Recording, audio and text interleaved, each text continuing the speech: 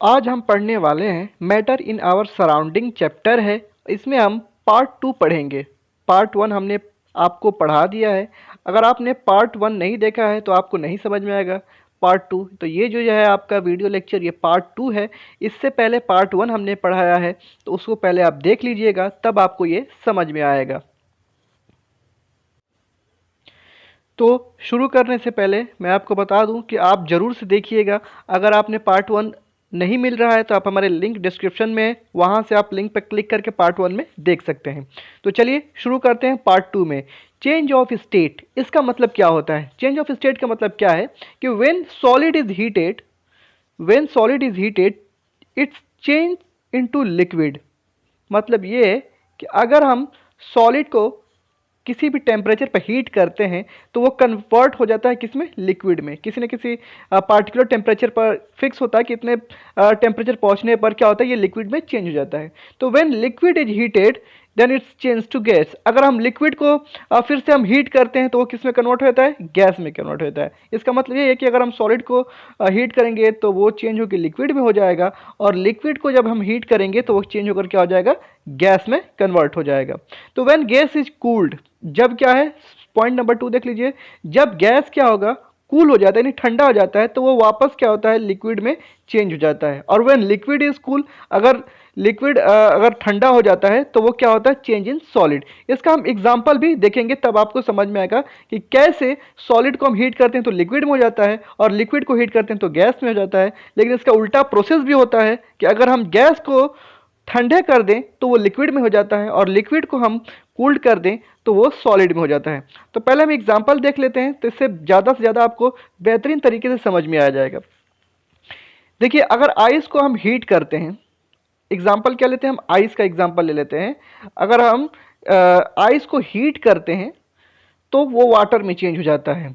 जैसे कि आपने घर में फ्रिज होगा, तो फ्रिज में से आप जब बर्फ जम जाता है फ्रीजर में, तो उसमें से निकाल कर बाहर आप रख दीजिएगा, तो वो क्या होगा? वो पिघल कर वाटर में कन्वर्ट हो जाएगा कुछ देर के बाद। उसी वक्त तो नहीं होगा, कुछ देर के बाद वो वाटर में चेंज हो जाएगा। फिर वाटर को अगर हम चेंज करना है तो हम क्या करेंगे? वाटर को चेंज करना है तो वाटर को अगर धूप में रख दे दीजिए या फिर उसको हीट दे दीजिए, तो वो क्या होगा? स्टीम में चेंज हो जाएगा। और अगर हम स्टीम को कूल कर देते हैं तो वो वाटर में कन्वर्ट हो जाता है, और वाटर को हम कूल कर देते हैं तो वो क्या हो जाता है? आपका आइस में चेंज हो जाता है। तो ये है आपका प्रोसेस। रिवर्स प्रोसेस भी इसमें है और नॉर्मल वे में प्रोसेस है। तो पहले देखिए, इसमें सॉलिड स्टेट, कोई भी हम सॉलिड स्टेट को लेते हैं तो अगर हीट देते हैं तो वो क्या होता है? लिक्विड में पहुंच जाता है।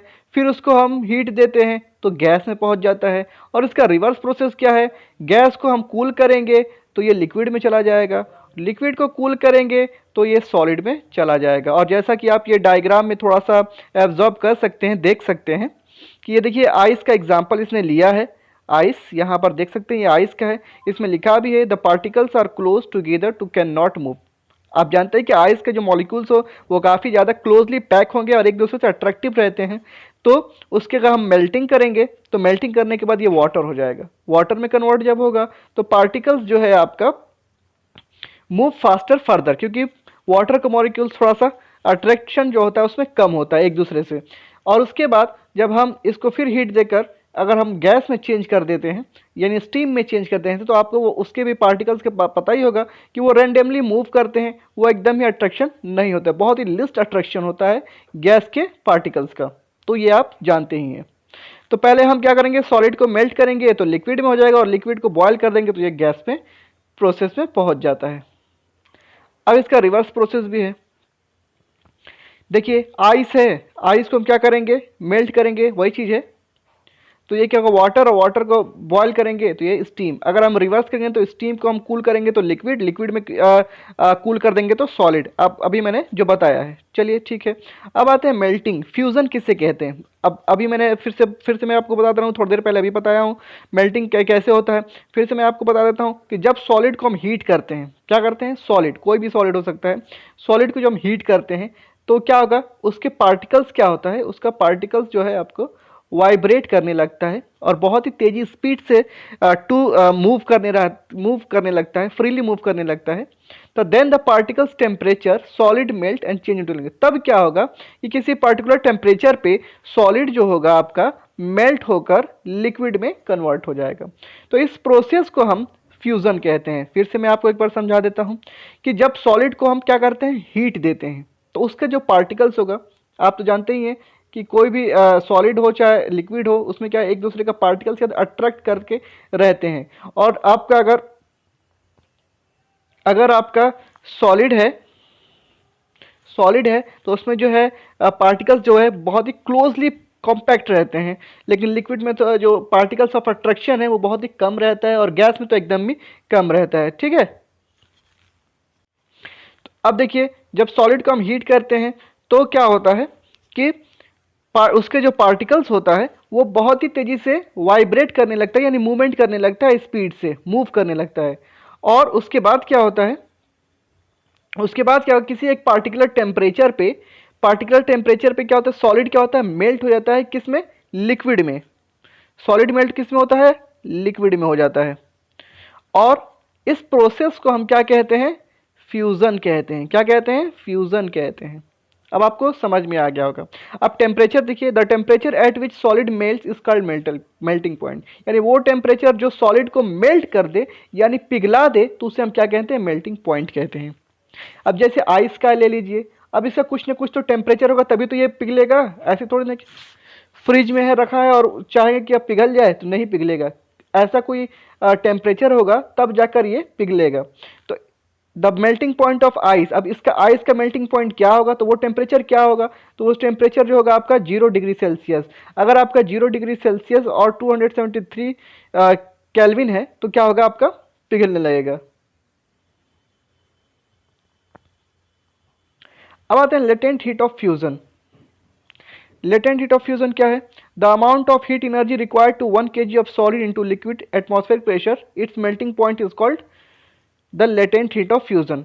इसमें है कि वो एनर्जी जो 1 kg ऑफ सॉलिड को लिक्विड में कन्वर्ट कर दे एटमॉस्फेरिक प्रेशर के प्रेजेंस में, तो कन्वर्ट कर दे मेल्टिंग पॉइंट में, तो उसे हम लेटेंट हीट ऑफ फ्यूजन कहते हैं। फिर से मैं बताता हूं, यानी वो अमाउंट ऑफ हीट एनर्जी जो 1 kg सॉलिड को लिक्विड में कन्वर्ट कर दे, किसके प्रेजेंस में? एटमॉस्फेरिक प्रेशर तो रहना चाहिए, और कन्वर्ट किस में करे? मेल्टिंग पॉइंट में, तो उसे हम क्या कहते हैं? लेटेंट हीट ऑफ फ्यूजन कहते हैं। इसको आप याद कर लीजिएगा, ठीक है। और ये आप एकदम याद कर लीजिएगा, मेल्टिंग पॉइंट ऑफ आइस कितना है? 0 डिग्री सेल्सियस, और केल्विन में क्या है? 273 केल्विन।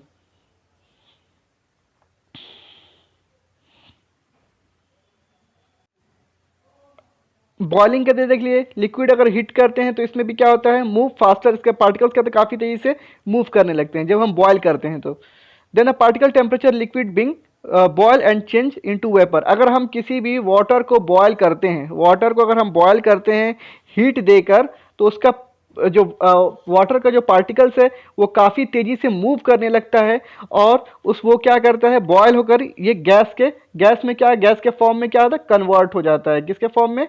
गैस के फॉर्म में क्या होता है? लिक्विड कन्वर्ट हो जाता है। और बॉइलिंग जो है ये बुल्क फिनोमिनन है, और ये आपको याद कर रखिएगा क्योंकि ये पूछता भी एंट्रेंस में। बॉइलिंग इज, उसके बाद डैश करके फिनोमिनन लिख देगा और 2 3 4 ऑप्शन दे देगा, तो उसमें बल्क लिखना पड़ेगा। Boiling is a bulk phenomenon, ये आपको याद रखना पड़ेगा। When liquid boils the bulk of the liquid change into vapour. अगर हम लिक्विड को काफ़ी मात्रा में अगर हम बॉयल करते हैं यानी उबालते हैं, तो वो चेंज हो जाता है किस में? वेपर। वेपर का मतलब होता है भाप, ये याद रखिएगा। वेपर मतलब वो भाप में बदल जाता है। The temperature at which liquid start boiling is called boiling point. यानी वो टेम्परेचर जहां से बॉइलिंग स्टार्ट हो जाता है तो उसे हम बॉइलिंग पॉइंट कहते हैं। अब बॉइलिंग पॉइंट ऑफ वाटर की टेम्परेचर कितना होना चाहिए, ये भी याद कर लीजिए, ये बहुत ही इंपॉर्टेंट है। तो बॉइलिंग पॉइंट ऑफ वाटर जो है आपका वो 100 डिग्री सेल्सियस है और 373 केल्विन है। यानी 273 प्लस 100 जोड़ेंगे तो 373 केल्विन हो जाएगा। यानी 100 डिग्री सेल्सियस, ये याद रखना ही है। यानी बॉइलिंग पॉइंट ऑफ वाटर जो है आपका 100 डिग्री सेल्सियस है, और फ़ारेनहाइट में जो है देखें तो 373 केल्विन है। तो ये आपको बहुत ही इंपॉर्टेंट पॉइंट है, ये Jamia entrance of point of से इसे याद रखिएगा। ये छोटे छोटे पॉइंट से ही पूछता है जामिया के एंट्रेंस में, चाहे वो डिप्लोमा हो चाहे वो क्लास 11 का हो, दोनों में। वैसे ही लेटेंट हीट ऑफ वेपोरेशन वही वाला कि the amount of heat energy required to 1 kg of liquid into a gas atmospheric pressure it's boiling point इसका latent heat of evaporation.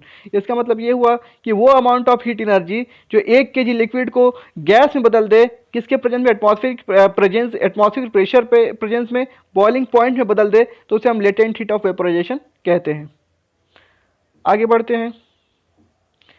Effect of, इस एग्जाम्पल में यही दिखाया गया है इफेक्ट ऑफ टेम्परेचर और मॉलिक्यूलर मोशन में। जब सॉलिड में रहता है तो इन दोनों के जो पार्टिकल्स हैं वो काफ़ी क्लोज रहता है, लेकिन अगर जब हॉट यानी गर्म हो जाता है तो देखिए इन लोगों के पार्टिकल्स थोड़े थोड़े दूर हो जाते हैं। अगर लिक्विड की बात कर लें तो लिक्विड के पास जब कोल्ड रहता है, जब कोल्ड तो उसके मॉलिक्यूल्स क्या होते हैं, काफ़ी एक दूसरे से अट्रैक्टिव रहते हैं, एक दूसरे से अट्रैक्ट रहते हैं, खींचे रहते हैं। लेकिन अगर हम उसी चीज़ को हॉट कर दें तो उसके पार्टिकल्स जो हैं काफ़ी दूर टू एंड फ्रो में मूव करने लगते हैं। तो ये चीज़ आपको दिखाया गया है, इसलिए मैं एग्जांपल दिखा रहा हूँ ताकि आपको जल्दी से जल्दी समझ में आ जाए, इसलिए मैंने काफ़ी एग्जांपल इसमें लिया हुआ है। अब ये इस वीडियो का सबसे इंपॉर्टेंट पॉइंट ये भी है सब्लिमेशन। ये काफ़ी एमयू के भी क्वेश्चन में मैं देखा हूँ, क्लास 11th एंट्रेंस साइंस में ये पूछा है सब्लिमेशन, और जामिया में भी पूछता है। तो चलिए हम इसको भी देख लेते हैं कि सब्लिमेशन किसे कहते हैं। तो सब्लिमेशन का डेफिनेशन देख लीजिए, the change of state directly from solid to gas और from gas to solid is called sublimation. इसका कहना यही है कि अगर सॉलिड को डायरेक्ट गैस में कन्वर्ट कर दें या फिर गैस को डायरेक्ट सॉलिड में कन्वर्ट कर दें तो उसे हम सब्लिमेशन कहते हैं। ऐसा ये क्यों कह रहा है, क्योंकि हम तो देखते थे कि अभी कि सॉलिड है तो सॉलिड को हम ये कहते थे किसी टेम्परेचर पर देते थे तो वो लिक्विड में पहले कन्वर्ट होता था और लिक्विड के बाद फिर गैस में कन्वर्ट होता था। पहले सॉलिड, उसमें कुछ हमने हीट दिया तो वो लिक्विड में कन्वर्ट होता था, और फिर हमने कुछ हीट दिया तो वो गैस के फॉर्म में आता था। लेकिन इसमें डायरेक्ट प्रोसेस है, यानी आप सॉलिड को डायरेक्ट गैस में बना सकते हैं और गैस को कूल करके सॉलिड में ला सकते हैं। तो इस प्रोसेस को सब्लिमेशन कहते हैं। अब इस सब्लिमेशन का हम एग्जाम्पल भी देख सकते हैं, जैसे एग्जाम्पल है कम्फूर। कम्फूर क्या होता है, आपने देखा होगा घर पे कम्फूर होती है जो उसमें कपड़े वपड़े में डाला जाता है, या अमोनियम क्लोराइड। अमोनियम क्लोराइड, इन दोनों को अगर हम हीट करते हैं, कम्फूर ले लीजिए या फिर अमोनियम क्लोराइड ले लीजिए, ये केमिकल, इन दोनों अगर हम हीट करते हैं किसी एक को भी तो वो चेंज हो जाता है डायरेक्ट वेपर में। वो लिक्विड में चेंज नहीं होगा, डायरेक्ट गैस में ही चेंज हो जाएगा, भाप बन के उड़ जाएगा। और इस अगर उस वेपर को हम कूल करते हैं तो हाँ वो क्या चेंज होता है, चेंज होता है सॉलिड में। यानी कम्फूर के ये लेते हैं, कम्फूर लेकर अगर हम इस पर हीट देते हैं तो ये आपका लिक्विड में चेंज ना होकर डायरेक्ट गैस में चेंज हो जाता है, यानी जी मैं प्रेजेंट कर रहा हूँ। और कूल करते हैं तो डायरेक्ट ये किस में होता है, सॉलिड में चेंज हो जाता है। एग्जाम्पल के लिए ये छोटा सा लिया गया, देखिए बर्नर है, चाइना डिस्क है, एक्सपेरिमेंट है ये। अमोनियम क्लोराइड है, कॉटन है, इन्वर्टेड फनल है, अमोनियम क्लोराइड वेपर है, अमोनियम क्लोराइड है, और अमोनियम क्लोराइड के देख सकते हैं पार्टिकल्स इसमें है। ठीक है, तो ये एग्जाम्पल है कि कैसे ये कन्वर्ट होता है। अब हम पढ़ेंगे effect of pressure on gas. यानी अगर हम प्रेशर डालते हैं गैस पर, when pressure on gas the particles come closer to the gas change it to liquid। अगर हम गैस पर प्रेशर अप्लाइड करते हैं तो पार्टिकल्स क्या होता है, क्लोज आने लगते हैं। जैसे ये मान लीजिए ये पार्टिकल्स एक यहाँ एक यहाँ एक यहाँ एक है, और इस चीज़ को हमने कंप्रेस कर दिया, किसी चीज़ से दबा दिया इस पर, तो इसके जो पार्टिकल्स क्या होंगे, इसके पार्टिकल्स क्या होंगे, इतने ही रहेंगे। फिर हमने और दबा दिया इसको और उस क्लोज कर दिया तो फिर इसके पार्टिकल्स हैं, और इसके और क्लोज कर दिया तो इसके पार्टिकल्स क्या होंगे, अगर हम इतना पार्टिकल्स तो इसके पार्टिकल्स इतने में रहेंगे। अगर हमने और इसको क्लोज कर दिया तो अब इसके पार्टिकल्स कितने रहेंगे, इसमें रहेंगे। तो वही कह रहा है कि अगर हम when a pressure applied on gas, अगर गैस के पार्टिकल्स पर हम ये करते हैं, कम क्लोजर करते हैं, क्लोज करते हैं, तो गैस जो हो जाएगा वो लिक्विड में चेंज हो जाएगा। गैस किस में चेंज हो जाएगा, लिक्विड में चेंज हो जाएगा। We can liquefy gases by applying pressure. हम लिक्विफाई गैसेस को कैसे करते हैं, प्रेशर की वजह से, प्रेशर की मदद से हम करते हैं, और टेम्परेचर को कम करके करते हैं, reducing temperature. Compress solid carbon dioxide is called dry ice. आपने ड्राई आइस का नाम सुना ही होगा, और या तो आपने फिल्मों में देखा होगा ड्राई आइस। ये इसको क्या करते हैं, ड्राई आइस जो बनाया जाता है वो सॉलिड कार्बन डाइऑक्साइड को से कंप्रेस करके ड्राई आइस बनाया जाता है। If the pressure is reduced, इसमें क्या होता है, अगर प्रेशर हम कम करते हैं तो it change directly without gas to directly to gas without coming to into liquid state, and so carbon dioxide is known as dry ice. कह रहा है कि प्रेशर को हम रिड्यूस करते हैं तो चेंज होता है डायरेक्टली गैस में विदाउट लिक्विड होने के बजाय, ठीक है, लिक्विड में बदलने के बजाय वो गैस में कन्वर्ट होता है, and so the solid carbon dioxide is known as dry ice, और इस कार्बन डाइऑक्साइड को हम ड्राई आइस कहते हैं। जैसे कि आप ये देख सकते हैं, गैस है, कंप्रेस किया, एग्जांपल में मैं दिखा देता हूँ, ज़्यादा समझ में आएगा। जैसे इसमें गैस ले लिया, ठीक है, उसके बाद ये पिस्टन इसे कहते हैं, इसे हम पिस्टन कहेंगे, क्या कहेंगे, पिस्टन कहते हैं। और पिस्टन से गैस को इसने कंप्रेस किया, तो अब ये क्या करेगा, कुछ देर के बाद ये लिक्विड के फॉर्म में बदल जाएगा, ठीक है। तो ये होता है आपका गैस से लिक्विड में कन्वर्ट करने का तरीका, कंप्रेस करके।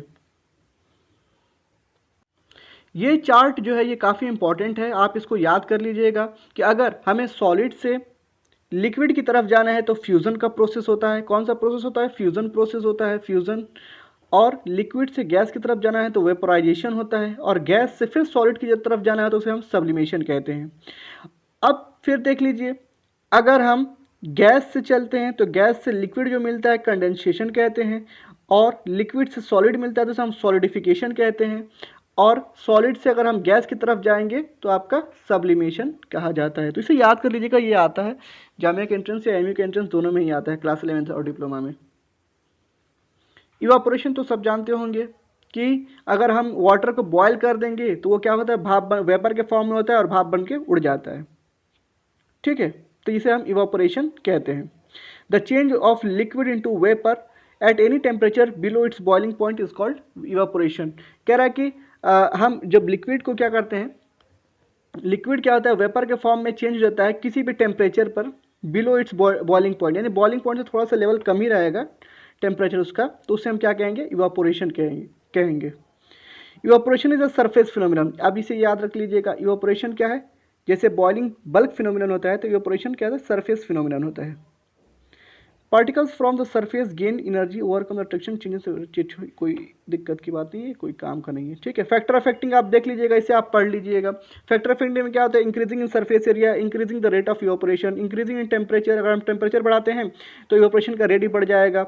अगर हम पहला हम देख लेते हैं फिर से, इंक्रीजिंग इन सरफेस एरिया, अगर सरफेस एरिया बढ़ाते हैं तो रेट ऑफ इवापोरेशन बढ़ जाएगा।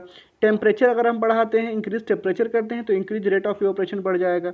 ह्यूमिडिटी अगर हम इंक्रीज करते हैं तो रेट ऑफ इवापोरेशन डिक्रीज हो जाएगा।